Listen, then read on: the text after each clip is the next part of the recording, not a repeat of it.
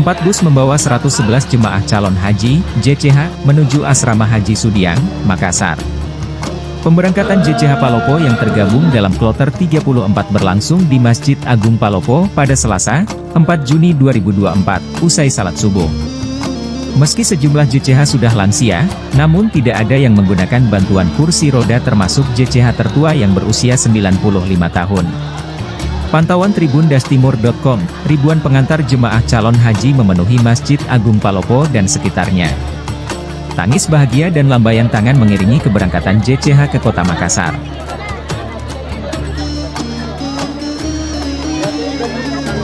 Pelaksana Harian Kemenak Palopo, DRS Patola mengatakan JCH asal Palopo akan diterima di Asrama Haji Sudiang pada Selasa, 4 Juni 2024, malam.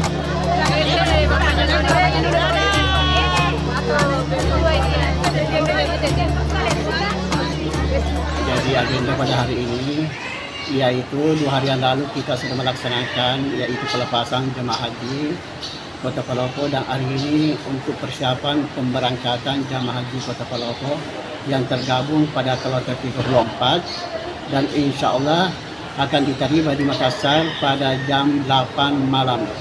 Jadi insya Allah karena diterima di Makassar pada jam 8 malam dan insya Allah jam 10 besoknya itu pada tanggal yaitu hari Rabu itu jam 10 malam sudah masuk di Bandara Hasanuddin Makassar dan akan diberangkatkan ke Jeddah karena kita berada pada gelombang kedua.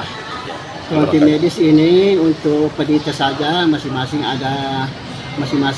bis ada, tetapi yang mendampingi ke Tanah Suci itu cuma ada dokter dengan pembimbing haji. Itu berapa semuanya Pak? Dokter dan pembimbing haji? Kalau pembimbing haji kan masing-masing kloter itu ada 4, yaitu pembimbing haji, kata kloter, dan dokter dengan perawat, ditambah dengan TPHD. Alhamdulillah bis yang digunakan ini ada 4 bis. Jadi harapannya kami sebagai pelaksana harian Kementerian Agama Kota Palopo mengharap semoga jamaah haji Kota Palopo yang bergabung pada kloter 34 dan insya Allah akan kembali dalam keadaan selamat dan mendapatkan predikat haji mabrur. Download Tribun X sekarang, menghadirkan lokal menjadi Indonesia.